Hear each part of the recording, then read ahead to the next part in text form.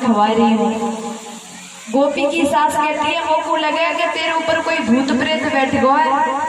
तो गोपी कहती है नाना मैया ऐसी बात ना है, वो वैसी हमारो ध्यान भटक गो।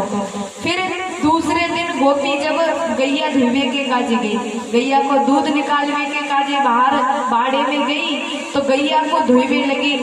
गोपी को लगी कि कृष्ण हमारे पास में आएगो और कृष्ण कह रहा है भाभी सबरी गैया को दूध निकाल लेगी, थोड़ा बहुत हमको पिवावेगी। गोपी कहती है लाला आजा पहले तेरो पेट भरो के बाद हम दूध निकालू। एक साइड में गैया को धोने लगी, बाल्टी के एक साइड में। सास ने देखो कि जी गोपी तो जमीन पे दूध निकाल रही है। सास कहती है अरे बहू मोकू तो लगे तू सच में ही पागल है कि तूने पूरा जमीन पे दूध निकाल दिया। गोपी एकदम ध्यान में आई तो जमीन पे दूध धो रही है। गोपी कहती है या नंद के छोरा ने तो मेरा जीनो हराम कर दियो, कहा करूं मैं जाको। एक दिन गोपी थक के हार के और जंगल में जाके एक अंत में बैठ गई, वहां कोई न हो, आंख बंद करके और ध्यान करने बैठ गई। उधर से नारद जी निकले। नारद जी कहते हैं कि ये गोपी व्रज की किसका ध्यान कर रही है? जो तीनों लोगों का स्वामी है, त्रिलोकी का नाथ है, वो तो इनके पीछे पीछे डोल तो डोले जालक बालक, तो जी फिर दूसरे कौन से भगवान को ध्यान कर रही है? रहा नहीं गया नारद जी से। नारद जी गए गोपी के पास और कहते हैं अरे गोपी एक बात बता कि तू किसका ध्यान कर रही है जंगल में बैठ के? गोपी कहती है मैं कहूँ को ध्यान व्यान ना कर रही तो फिर क्या कर रही है? मैं प्रयास कर रही थी। किस चीज का प्रयास? कि जी नंद को छोरा है ना जो मेरे चित्त पे ऐसे बैठ गयो है कि निकलने को नाम ही ना ले रहा, तो मैं अपने एकांत में बैठ के बापू भुला रही हूँ। नारद जी कहते हैं कि धन्य है ये ब्रज जहाँ संत एक एक हजार वर्ष तक तपस्या करके प्रभु का दर्शन पाते हैं। वहाँ वो गवार गोपियां ठाकुर जी को अपने ध्यान से निकालने के लिए ध्यान में बैठी है। ऐसा है वो वृंदावन धाम जहाँ गोपी सोचती है कि जी नंद को छोरा थोड़ा हमारे दिमाग से निकल जाए तो वो तो एक आध काम सही रह जाए। ठाकुर जी की लीला कि गोपी नाच नचाती है तीनों लोगों के स्वामी को। अब समस्त ब्रज मंडल ठाकुर जी के प्रेम में एकदम पवित्र प्रेम लेकर उनके साथ रहने लगा। भगवान ने सोचा कि ये जो ब्रज है ना ये तो एकदम गंगा की तरह पवित्र हो गया है। ये जो गोपी है मेरे दर्शन करे बगैर रहती नहीं है, इनके अंदर छल कपट नहीं है, सिर्फ ये निस्वार्थ प्रेम करती है भगवान से। किसी गोपी के घर अगर ठाकुर जी 4 दिन न जाएं तो गोपी सोचती है कि पता नहीं हमसे कौन सी भूल हो गई कि कृष्ण हमारे घर माखन चोरी करने नहीं आया। ठाकुर जी ने सोचा कि ये गोपियां तो एकदम गंगा की तरह पवित्र हो गई हैं, बिल्कुल संसार से इनको ज्यादा लगाव नहीं है। जो गोपी और ग्वाल है ना वृंदावन के, वो सिर्फ ठाकुर जी के ही दर्शन करने के लिए सुबह से शाम तक ताकते रहते हैं और ज्यादा कृष्ण के अलावा किसी की बात करना नहीं चाहते वो। आज भगवान ने सोचा कि ये जो गोपियां हैं ये महाराष्ट्र में प्रवेश करने के योग्य हो गई हैं। अब गोपियों के लिए हम महाराष्ट्र रचाएंगे। पूरे ब्रज की समस्त ब्रज की गोपियों से ठाकुर जी ने कहा कि शरद पूर्णिमा की रात्रि को हम तुम्हारा इंतजार करेंगे मधुबन में, तुम सब आना और हम महाराष्ट्र की लीला करेंगे। गोपियां खुशी के मारे पागल हो गई और ठाकुर जी के उस बात को सुनकर और शरद पूर्णिमा की रात्रि का इंतजार करने लगी। आज से एक एक दिन गिनने लगी कि कब शरद पूर्णिमा आए और हम महाराष्ट्र करें। बोले गोविंद भगवान की। ठाकुर जी ने गोपियों से कहा था उसी के अनुसार एक दिन धीरे धीरे आया और आज ब्रज में शरद पूर्णिमा की रात्रि आ गई। जैसे ही शरद पूर्णिमा की रात्रि आई तो ठाकुर जी मधुबन में जाकर और एकदम बंसी बजाने लगे। इतनी प्यारी बंसी कि तीनों लोगों में उसकी धुन जा रही है, समस्त ब्रह्मांड में उस बंसी की आवाज जा रही है। और जितनी भी गोपी ग्वाल जिनके कानों में पड़ी, जो ठाकुर जी का प्रेमी था वो आज गोपी बनके और महाराष्ट्र में प्रवेश करता है। ब्रज की गोपियों ने बंसी सुनी और अपनी सुध बुध खो बैठे, भूल गई कि हम स्त्री हैं क्या हैं, कोई हमारा पति है, हमारे कोई बच्चे हैं, सब कुछ भूल गई। जो जैसी थी वैसी की वैसी महाराज में प्रवेश करने को तैयार है। एक गोपी अपने गाय धो रही थी, गाय धोते धोते बाल्टी गाय के नीचे छोड़ी और महाराज में प्रवेश करी। एक गोपी अपने पति को भोजन दे रही थी, भोजन पति ने कहा कि नमक ले आओ, थोड़ा नमक कम है। नमक की जगह शक्कर उठा के दे दी और महाराज में प्रवेश कर गई। एक गोपी अपना श्रृंगार कर रही थी, उसे याद नहीं था कि आंखों का काजल होठों पे लगा लिया, होठों की लाली और आंखों में लगा ली, उसे कोई ध्यान नहीं था और जाके महाराज में प्रवेश कर गई। एक गोपी जैसे ही उसके कानों में वो बंसी की धुन सुनाई दी तो वो अपने घर से चली। उसके पति ने हाथ पकड़ लिया, कहा कहाँ जाती हो? तो कहती है कि मैं महाराज में जा रही हूँ। पति कहता है कि आधी रात्रि को घर से जाने का अधिकार नहीं है तुमको, और उसे ले जाके एक कमरे में बंद कर दिया। गोपी ने सोचा अब क्या करेंगे, हम महाराज से वंचित रह जाएंगे। नहीं, ध्यान करके एकदम गोपी वहीं बैठ गई और शरीर उसका उस कमरे में रह गया, उसकी आत्मा, उसका मन महाराज में प्रवेश कर गया। ऐसा ठाकुर जी ने बंसी बजाई।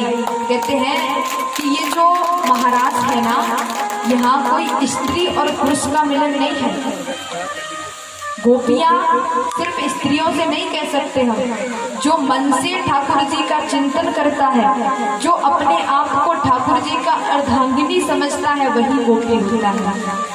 पुरुष और स्त्री सिर्फ शरीर से है हम, लेकिन हमारे अंदर जो अंश विराजमान है वो परमात्मा की आत्मा हमारे अंदर है। आत्मा यानी स्त्री, हम सबके अंदर आत्मा व्याप्त है। इसका मतलब हम सब स्त्रीलिंग हैं भगवान की, परमात्मा की आत्मा, आत्मा की परमात्मा। इस वजह से कोई भी महाराज में प्रवेश कर सकता है। ऐसा कहते हैं कि गोपियों के साथ महाराज रचाया था तो वो कोई स्त्री नहीं थी, वो वेदों की ऋचाएं थी, वेदों के मंत्र थे, शास्त्रों के मंत्र थे। वही गोपी बन के ब्रज में आए थे, जो जन्मों जन्मों से इंतजार कर रहे थे कि प्रभु की पत्नी बनने का सौभाग्य मिले।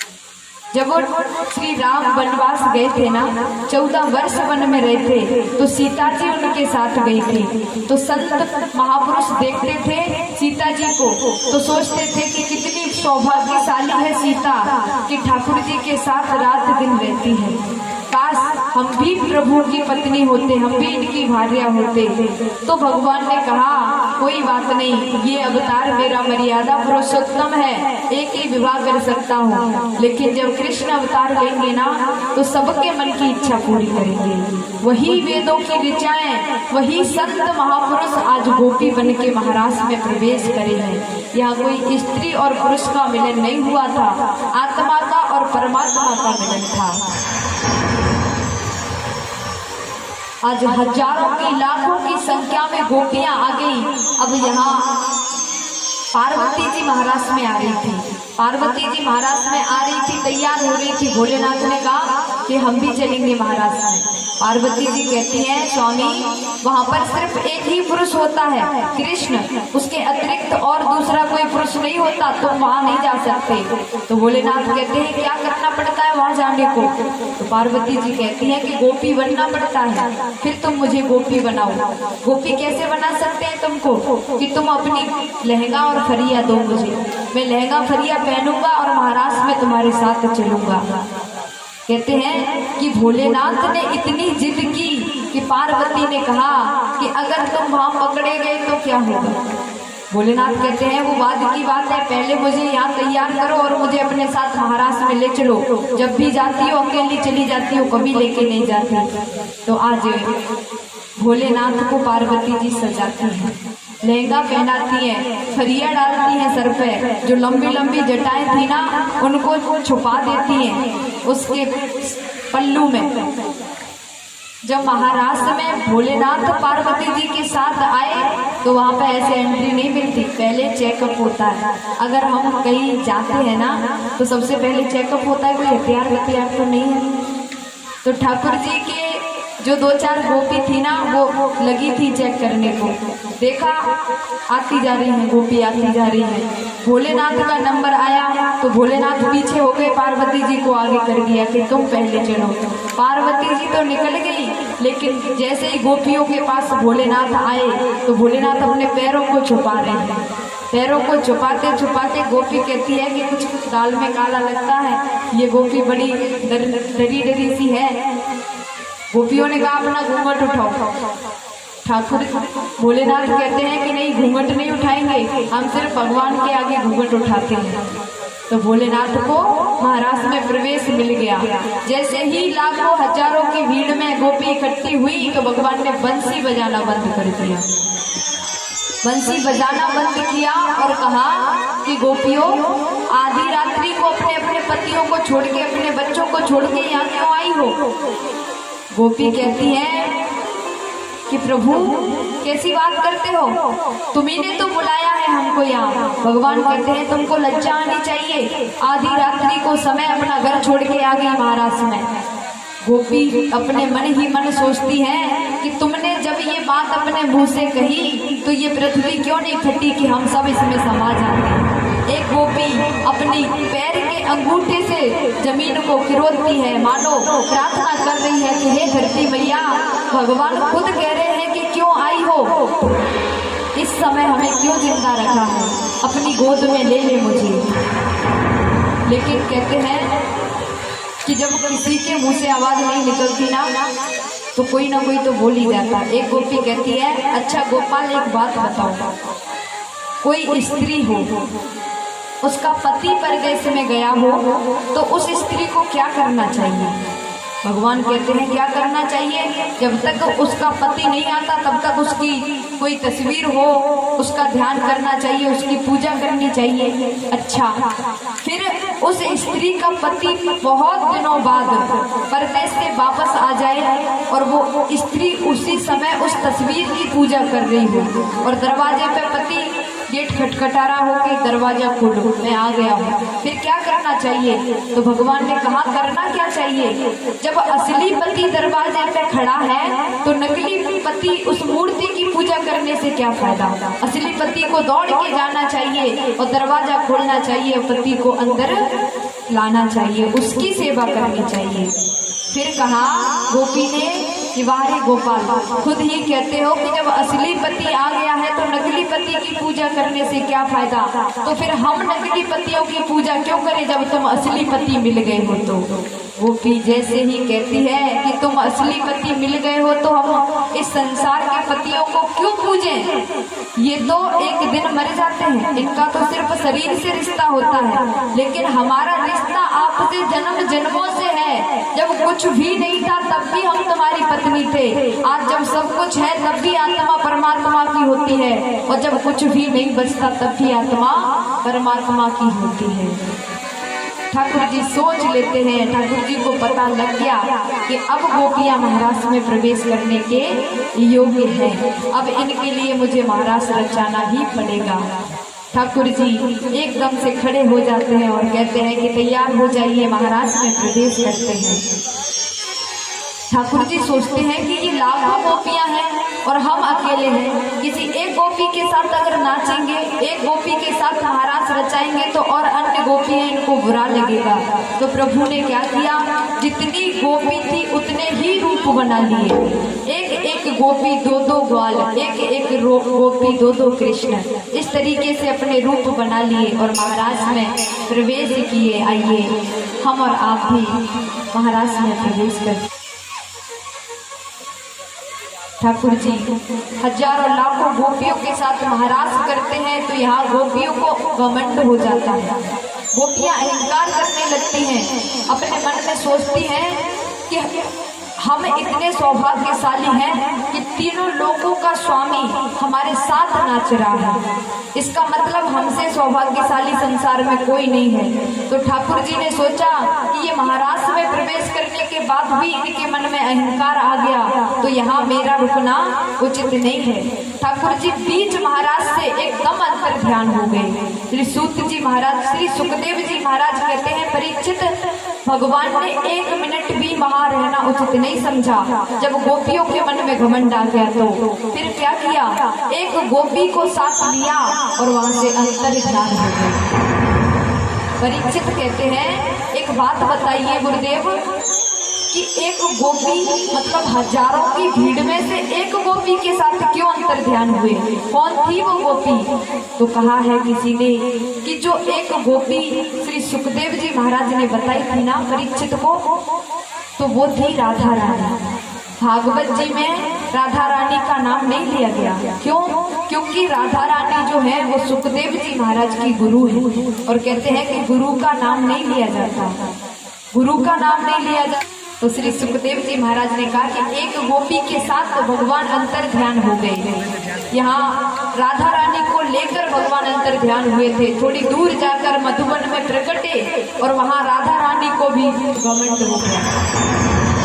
राधा रानी सोचती है कि हजारों की भीड़ में से भगवान हमारे साथ अंतर ध्यान हुए, इसका अर्थ ये है कि भगवान हमसे सबसे ज्यादा प्रेम करते हैं, मेरे बगैर नहीं रह पाएंगे। ठाकुर जी ने सोचा कि अब तो इनको भी घमंड हो गया। भगवान राधा रानी को छोड़ के वहां से भी अंतर ध्यान हो गए। अब तो जो गोपियां थी महाराज तो बंद हो गया, यहाँ पर गोपी विलाप करने लगी, रोने लगी, समझ गई कि भगवान हमारे से दूर इसलिए हुए कि हमें अहंकार हो गया था। गोपी लताओं से पताओं से पूछने लगी कि कहाँ छुपा लिए तुमने मेरे प्रभु, कहाँ छुपा लिए, गलती हो गई हमसे, क्षमा कर दो प्रभु, वापस आ जाओ और हमारे साथ महाराज रचाओ। रोते रोते रोते रोते राधा रानी के पास पहुंची। राधा रानी से पूछा कि तुम तो उनके साथ थी, तुमको पता होगा कि कहाँ है प्रभु। राधा रानी कहती है क्या बताएं बहन, हम महाराज से भगवान हमारे साथ अंतर ध्यान हुए थे, लेकिन हमको भी घमंड हो गया था कि लाखों की गोपियों में से हमारे साथ अंतर ध्यान हुए हैं। आज राधा रानी भी विलाप करने लगी, अपने आंखों से आंसू बहाने लगी, मानो जिसके आंसू निकल गए ना वो असली प्रायश्चित हो गया, उसका जो भी गलती थी उसका एहसास हो गया।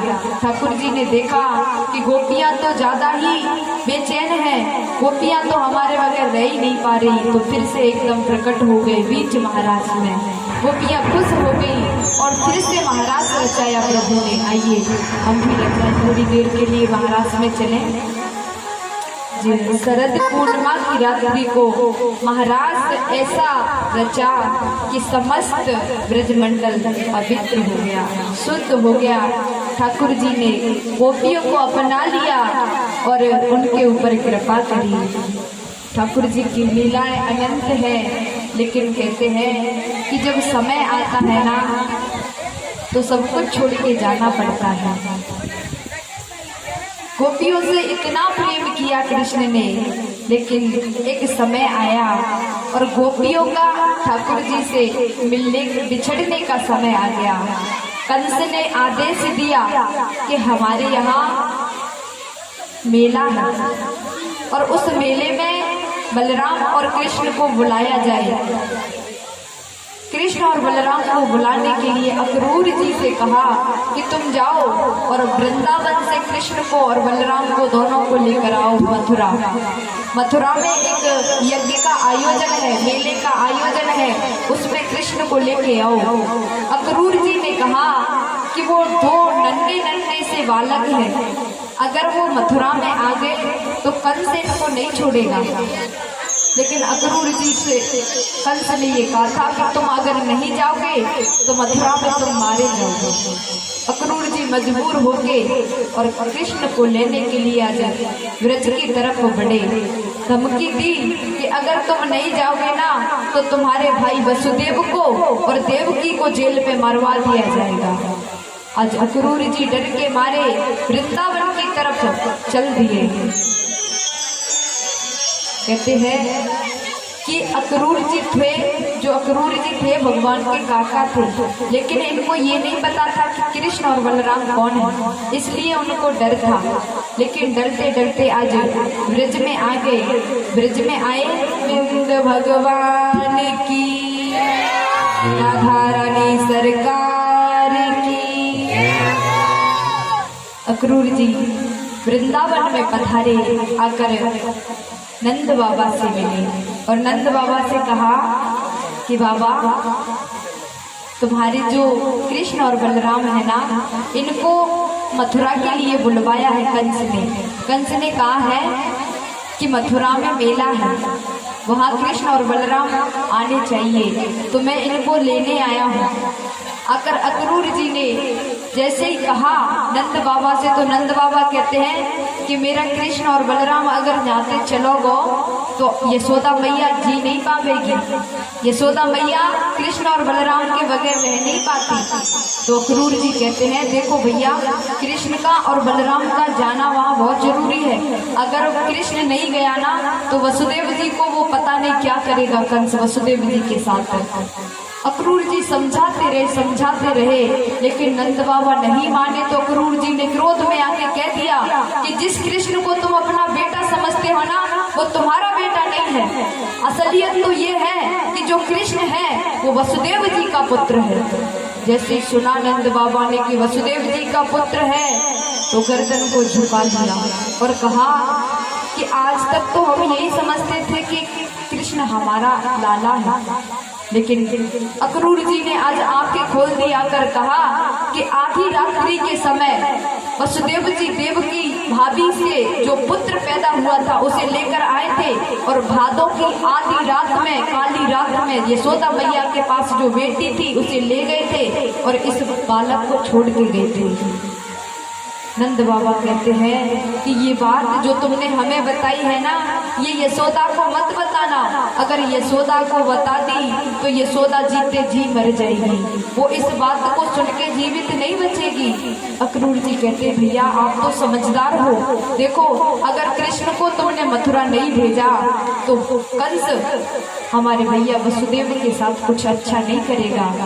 नंद बाबा कहते हैं ठीक है भैया, जैसा तुम चाहो, अब हम क्या कह सकते हैं, जब मेरा पुत्र ही नहीं तो मेरा क्या अधिकार है उसके ऊपर। अक्रूर जी ने समझाया नंद बाबा को, और नंद बाबा ने कहा कि ये बात किसी को मत बताना, कल सवेरा होते ही कृष्ण और बलराम को तुम्हारे साथ भेज दूंगा। ये बात किसी ग्वाल ने सुन ली, किसी ठाकुर जी के जो भगवान के मित्र थे सका, कोई एक सका सुन के गया और पूरे ब्रज में ये बात फैला दी कि कल सवेरा होते ही कृष्ण चले जाएंगे। और मैंने तो ये भी सुना है कि कृष्ण यशोदा का पुत्र नहीं है, वो तो देवकी का पुत्र है। समस्त ब्रज में चर्चाएं चलने लगी, लेकिन जैसे ही अक्रूर जी नंद भवन में प्रवेश किए नंद बाबा के साथ, तो देखा कि यशोदा आज लाला के लिए माखन निकाल रही है। माखन निकाल के अकेले अकेले बात कर रही है कि आज मेरो लाला गैया चरावे में थोड़ा देर है गई, आज भूखो होएगो, जब माने लाला को ताजो ताजो माखन खवाऊंगी आएगो। तो यशोदा मैया को देख रहे थे अक्रूर जी, देखा कि मैया का क्या भाव है, ये कैसे जाने देगी कृष्ण को। ठाकुर जी शाम को कृष्ण और बलराम दोनों गाय चरा के वापस आए, तो आज कृष्ण बलराम ब्रज में प्रवेश किए। देखते हैं कि कोई भी कृष्ण की तरफ नहीं देख रहा, जो भी देखता है उदास हो जाता है और अपना सर झुका लेता है। कृष्ण सबकी तरफ देखते हुए आ रहे हैं, क्या हुआ हमारे ब्रज को, आज हमसे कोई बात क्यों नहीं कर रहा है। कृष्ण धीरे धीरे बढ़ते गए, जाकर नंद भवन में प्रवेश किया तो देखा कि अक्रूर काका आए हुए हैं। ठाकुर जी समझ गए कि अब हमारा यहाँ से जाना निश्चित है। अब ये ब्रजवासी समझ गए कि कल सवेरा होते ही कृष्ण यहाँ से चला जाएगा। अक्रूर जी ने कृष्ण को बताया, लाला कल तुझे मथुरा जाना है, कल तू तैयार हो जाना, सुबह जल्दी निकलना है, क्योंकि अगर सवेरा हो गया ना तो कंस के सैनिक हमारे ऊपर आक्रमण कर देंगे, इसलिए रात्रि ही रात्रि में निकलना है। पूरा प्लान बना लिया कि कल सवेरा होके कृष्ण यहाँ से चला जाएगा। यशोदा मैया सोचती है कि आज समझ में नहीं आ रहा कि हो क्या रहा है। थोड़ी बहुत देर बाद देखा कि नंद भवन के दरवाजे पे हजारों की संख्या में गोपियां इकट्ठी हो गई और जितने भी ग्वाल बाल थे सब ठाकुर जी के लिए आज नंद भवन के सामने आकर खड़े हो गए और आपस में वार्तालाप कर रहे हैं कि हम कृष्ण को जाने नहीं देंगे, कृष्ण के बगैर हम नहीं रह सकते। यशोदा मैया ने दरवाजा खोला और जाकर देखा कि क्या है गोपियों, यहाँ पर क्यों आई हो? तो गोपी कहती है कि मैया तुमको नहीं मालूम का, कल सवेरा होते ही हमारा लाला हमारे यहाँ से विदा है जाएगो, कृष्ण कल हमारे बीच में नहीं रहेगो। यशोदा मैया कहती है क्या कहती हो, कृष्ण कहाँ जाएगा? वो मेरा पुत्र है, मैं उसे कहीं नहीं जाने दूंगी। मेरे बगैर पूछे तुमने सोच लिया कि कृष्ण चला जाएगा? यशोदा मैया दौड़ के वहां से आती है तो देखती है कि कृष्ण आज कक्ष में रो रहा है। यशोदा दौड़ के कृष्ण के पास पहुंची और कहा, लाला तू आज काय को रो रहे हो है, तो को कहा दुख है, बता तू मुझको। तो कृष्ण अपने आंसू पोंछ लेते हैं और कहते हैं कि मैया कुछ नहीं, वो मैं ऐसे ही रो रहा था, थोड़ा याद आ गई थी मुझे। यशोदा कहती है कि तू सच सच क्यों नहीं कह देता कि तुझे भी पता है कि कल सवेरा होते ही तू यहाँ से चला जाएगा। कृष्ण मैया को अपने गले से लगा के लिपट के रोने लगते हैं। यशोदा समझ गई कि जो गोपियां ग्वाल बाल बात कह रहे हैं ना, वो बिल्कुल सच है कि कल सवेरा होते ही कृष्ण हमारे बीच नहीं रहेगा। कृष्ण अपनी मैया को ले जाते हैं और यशोदा के कक्ष में लिटा के और उनके माथे को सहलाने लगते हैं। मैया मैं तेरो ही लाला हूँ और मैं तुमको छोड़ के नहीं जाऊंगा।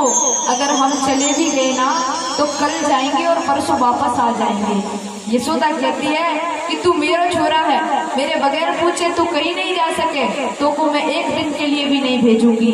ये बात अक्रूर जी सुन रहे थे। अक्रूर जी ने कहा कि भाभी अगर इतना बड़ा अनर्थ कर दिया ना तो वसुदेव जी और देवकी भाभी के साथ कंस कुछ गलत व्यवहार कर देगा, उनको कोई सजा दे देगा, इसलिए कृष्ण और बलराम को तो जाना ही पड़ेगा। यशोदा कहती है कि हम क्या करें, अगर देवकी भाभी को कोई सजा देगा इसका मतलब हम अपने पुत्र को क्यों भेजे, हम नहीं रह सकते अपने लाला के बगैर। तो अक्रूर जी बहुत देर तक समझाते रहते हैं यशोदा मैया को, लेकिन यशोदा मैया समझने के लिए तैयारी नहीं है। अक्रूर जी ने कहा कि भाभी जिस लाला को तुम अपना लाला समझती हो ना, ये आपका लाला नहीं है, ये देवकी का लाला है, ये वसुदेव जी का पुत्र है। यशोदा कहती है अच्छा फिर ये हमारे घर कैसे आया, इसने तो हमारी कोख से जन्म लिया है, मेरे घर में जन्म लिया है। अक्रूर जी ने कहा अच्छा एक बात बताओ, जब कृष्ण का जन्म हुआ था तब तुम जाग रही थी क्या? तो यशोदा मैया नहीं, यशोदा मैया कहती है ये मुझे नहीं पता, लेकिन ये मेरा ही छोरा है।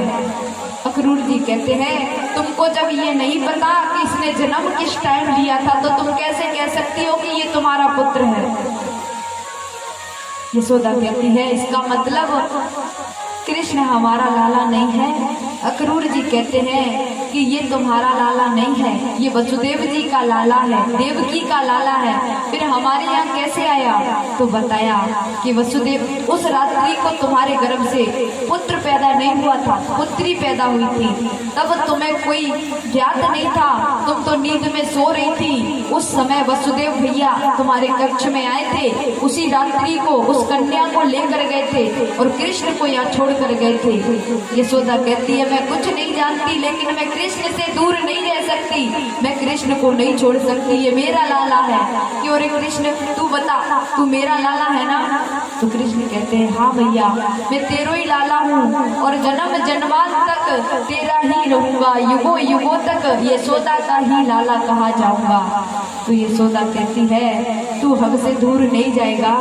तो कृष्ण समझाते हैं माँ अगर बेटा जब बड़ा हो जाता है ना तो उसे कुछ करना चाहिए, उसे कर्तव्य की राह पर चलना चाहिए। यशोदा कहती है तूने भी फैसला कर लिया मुझे छोड़ने का? तो यशोदा बहुत जोर से रोने लगती है और कृष्ण आज मैया को समझाते हैं माँ मैं परसों आ जाऊंगा, मैं तुझे वचन देता हूँ कि परसों मैं वापस आ जाऊंगा। यशोदा कहती है लाला मुझको ऐसा लगे कि बचपन में एक बाबा आयो तेरो नामकरण संस्कार करवे के ताई, और बाबा ने मोते कही कि तेरो लाला जब बड़ा है जाएगा ना तो वो बहुत बड़ा राजा बनेगा। जब वो राजा बनेगा ना तो बाकी हजारों दास दासियां होंगे।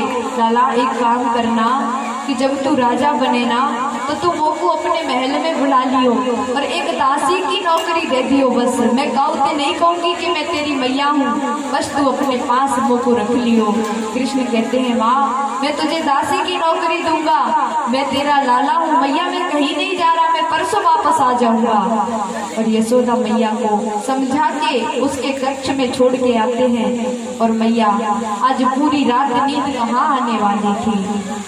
धीरे धीरे सवेरा होने लगा तो कृष्ण और बलराम के जाने की बारी आई। कृष्ण और बलराम दोनों सुबह सुबह गरुड़ जी ने तैयार कर लिए और लाखों की भीड़ में ग्वाल वाल वार खड़े हुए हैं। आज कृष्ण की विदाई मथुरा से होने लगी, वृंदावन से होने लगी। विदाई के समय जब नंद बाबा और कृष्ण मिले तो नंद बाबा कहते हैं लाला अगर तेरे पालन पोषण में हमसे कोई कमी रह गई होए, अगर मोते कोई गलती भई होए, मैंने तुमको कबो ज्यादा गुस्सा में डांट दियो होए तो तू हमें क्षमा कर दियो लाला। अपने मैया से मत कहियो कि यशोदा मैया ने और नंद बाबा ने वो को छड़िंते मारो, वो को उखल से बांध दियो, वो को तू माफ कर दियो लाला। मैं तो आज तक यही समझती थी कि तू मेरो ही छोरा है, लेकिन आज पता चला कि तू देवकी का लाला है। मुझे पता होता ना तो मैं तुझे कभी नहीं पीटती, कभी भी नहीं पीटती। हमसे बहुत बड़ी भूल हो गई। और आज रथ पे चढ़ के कृष्ण और बलराम दोनों अक्रूर जी के साथ प्रस्थान करने लगते हैं तो गोपियां जाती हैं दौड़ के राधा जी के पास। राधा जी से कहती है अरे राधा तू यहाँ जमुना जी के तट पे बैठी है, तुझे पता भी है कि कृष्ण हम सबको छोड़ के जा रहा है। तो राधा जी बोलती नहीं है, सुन भी नहीं पाती कि कोई आया है मेरे पास। ललिता जोर से आवाज देती है राधा तू होश में है कि नहीं। राधा जी का एकदम ध्यान आता है तो राधा जी कहती है हाँ क्या है। तो सखिया कहती है राधा कृष्ण हम सबको छोड़ के जा रहा है, तुझे पता है। राधा कहती है हाँ पता है। अच्छा फिर भी तू यही बैठी है, क्यों बैठी है, चल मेरे साथ और जाकर आज पूरी दुनिया के सामने कृष्ण की पोल खोल देंगे कि घंटों तक बैठ के कुंजों में बात किया करता था और आज हम सबको धोखा दे के जा रहा है, ऐसे कैसे जा सकता है। राधा जी कहती हैं अगर तुमको जाना है तो तुम जाओ, हम कहीं नहीं जाएंगे। क्यों, तुझे कोई फर्क नहीं पड़ता कृष्ण के जाने का? पड़ता है, क्या करें, चल रोकेंगे, वो नहीं मानेंगे, उनको तो जाना है। फिर चल आज चलते हैं, आज समस्त ब्रजमंडल के सामने कह देंगे कि ये घंटों तक बैठ के कुंजों में बातें किया करता था, हमारे साथ महाराज रचाया था। तो राधा जी कहती है हमारा संसार का प्रेम नहीं है, हम चाहते नहीं कि हमारे प्रेमी को बदनाम किया जाए, भरे बाजार में नीलाम किया जाए।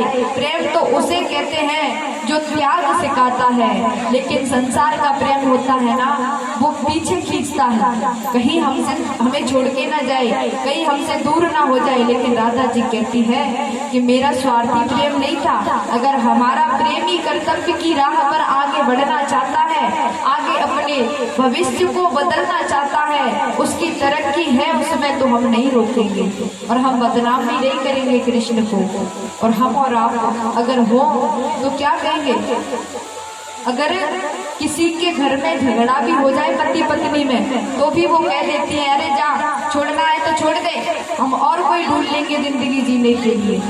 लेकिन राधा जी ने कहा कि जाने दो उनको, मैं इंतजार करेंगे 100 वर्षों तक उनके वापस आने का। राधा जी ने इनकार कर दिया। गोपियां कहती है कि तू नहीं जाती तो मत जा, लेकिन आज हम नहीं मानेंगे, आज हम समस्त ब्रज के आगे कह देंगे कि ये धोखा देके जा रहा है, हम सबको इसने प्रेम के जाल में फंसाया और आज हम सबको छोड़ के जा रहा है। गोपियां चली जाती है वहां से। गोपियां जाके और ठाकुर जी के रथ के आगे, कृष्ण के रथ के आगे लेट जाती है। कृष्ण का रथ आता है, कृष्ण देखते हैं कि गोपियां रास्ते में लेटी हुई है। अक्रूर जी से कहते हैं कि काका रथ को थोड़ा रुकवा लीजिए। अक्रूर जी रथ को रुकवाते हैं और रुकवाने के बाद नीचे रथ से उतरते हैं, गोपियों के पास जाते हैं और कहते हैं कि तुम क्यों लेटी हो रास्ते में। गोपी कहती है कि तू ऐसे कैसे जा सकता है, हम सबको धोखा देके। आज तू हमारे सवालों का जवाब दे, अगर तुझे जाना ही था तो क्यों हमको अपने प्रेम जाल में फंसाया, और प्रेम जाल में फंसाने के बाद तूने घंटों बैठकर हम लोगों से बातें की, हम लोगों से रास रचाया हमारे साथ, और आज तू हमें धोखा देके जा रहा है। तो कृष्ण कहते हैं गोपियों, तुमने हमसे सच्चा प्रेम किया होता तो तुम हमें आगे बढ़ने से नहीं रोकती। आज तुम्हारा सच्चा प्रेम नहीं था, तब भी तुम यहाँ पर आके हमको रोक रही हो। गोपी कहती है अच्छा, आज तू कहता है कि सच्चा प्रेम नहीं था, फिर तूने हमें क्यों महाराज में प्रवेश। बहन है भाई की, भैया की शादी है, माँ है, माँ के बेटे की शादी है, लेकिन गाना कौन सा बजता है? आज मेरे है? कौन सा गाना बजता है बताओ अपने मुझे। बहन उस भाई की शादी के दिन क्या कहती है? क्या कहती है बहन? उस दिन उसे याद नहीं रहता भाई है या माँ भी नाचेगी तो क्या कहेगी है? संसार में सुध बुध खो देते हैं हम, और लेकिन भगवान के दरबार में होश हवास में बैठे रहते हैं शांति से, कहीं कोई गलती ना हो जाए। बाकी ये सबका यार है, इसे नहीं बताते, लेकिन अपने बेटे को है ना। क्या हमारी बुद्धि अच्छी है? नहीं है ना। संसार में आके हम बिल्कुल अंधे कुएं में गिर गए, कुछ भी याद नहीं रहता। इसलिए भगवान की शादी में खुशी मनाओ और यहाँ कहो कि आज मेरे यार की शादी है, क्योंकि ये सबका यार है। बोली वृंदावन बिहारी लाल की, राधा रानी सरकार की, जय जय श्री राधे। हेलो सभी भगवान नाथना ठाकुर जी की ब्याह में, ठीक है। दो चार यानी कि भूल जाइए खाना जाओ, बस रात का जाओ, बोली दो चार जाओ गणेश जी जाओ, नाचना है। हेलो अरे काना तारी जान रे चढ़ी वृंदावन में रंगी लोकानो आयो परणी माने।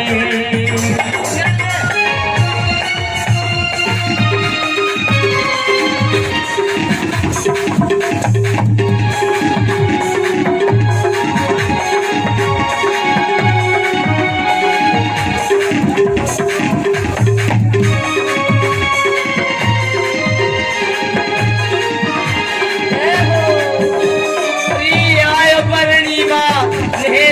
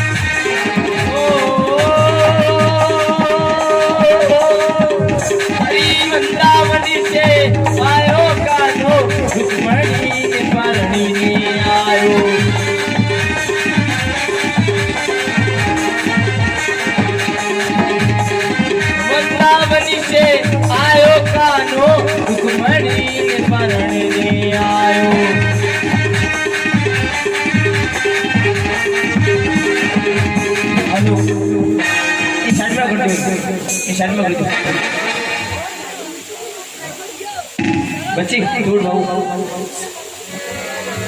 अरे काना तारी जान रे चढ़ी वृंदावन ताली बजाते हुए अरे काना तारी जान रे चढ़ी वृंदावन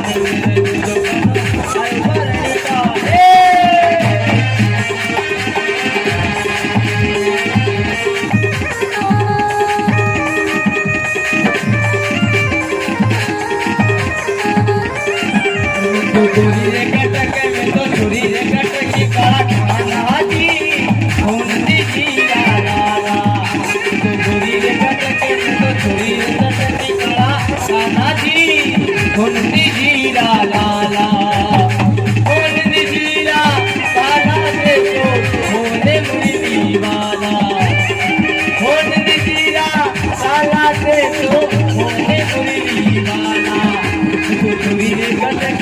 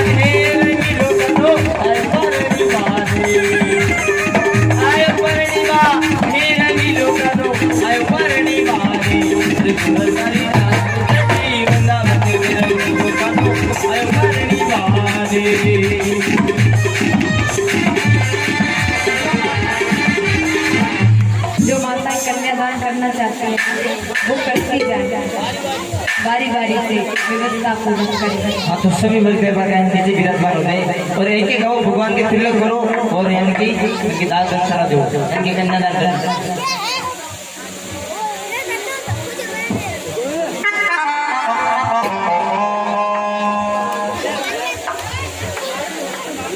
दूर से होती है करीब से होती है मगर जहाँ भी होती है ये मेरे दोस्त शादियाँ तो नसीब से होती है। आज मेरी शाम की शादी है, आज मेरी शाम की शादी है, शाम की शादी है मेरे शाम की शादी है, आज मेरी शाम की शादी है, ओ शाम की शादी है मेरे शाम की शादी है, आज मेरी शाम की शादी है।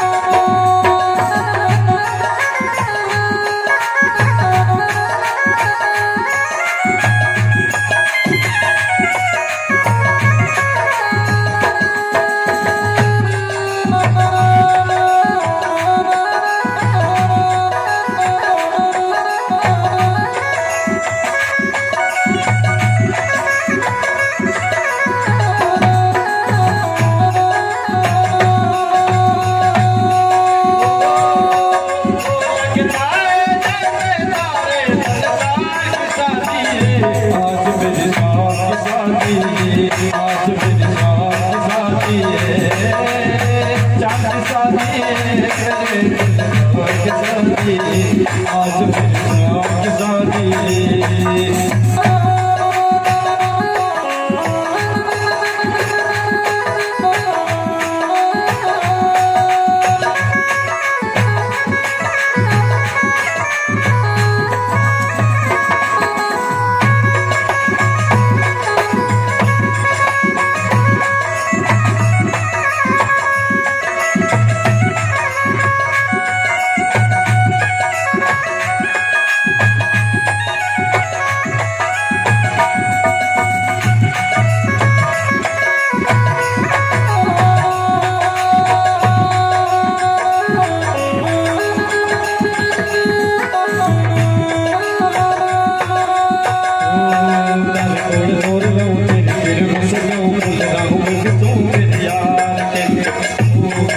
चलूंगा मैं बुलाई दूंगा दिल की दुआएं भूल रहा हूँ मेरे यार के। किसी के सपना के बोला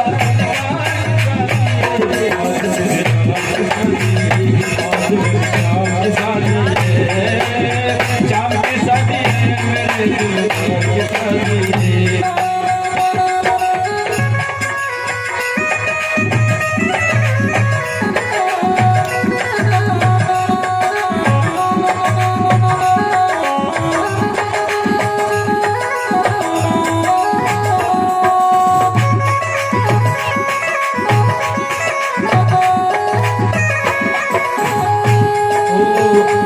ये खूबसूरत ये क्या हुई सूरत, आज तू हमें नचाए वो आने वाला दुल्हनिया तुझे नचाए।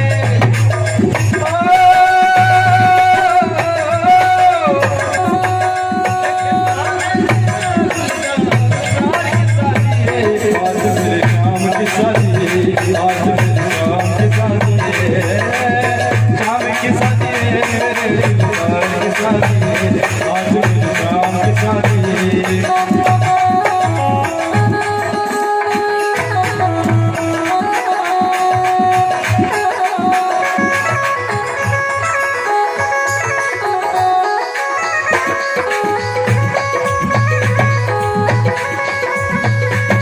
मेरे दिल जानी तेरी थी ये जवानी, शुरू अब होने लगी है तेरी नई जिंदगानी।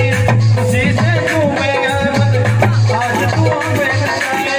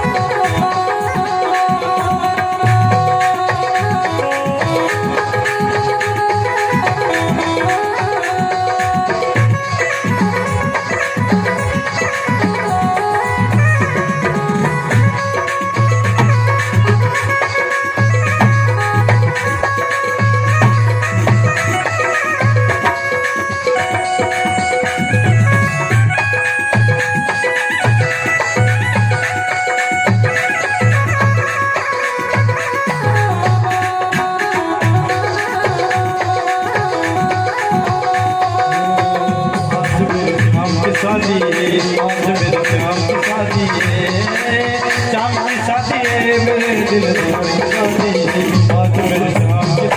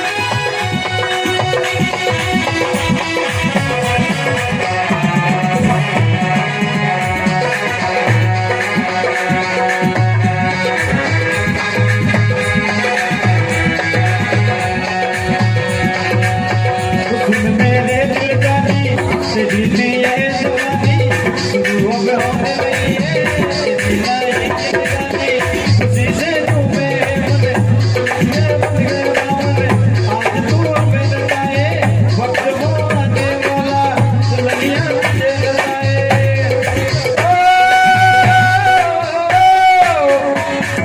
किसी के सपनों के सारे दरबार की बातें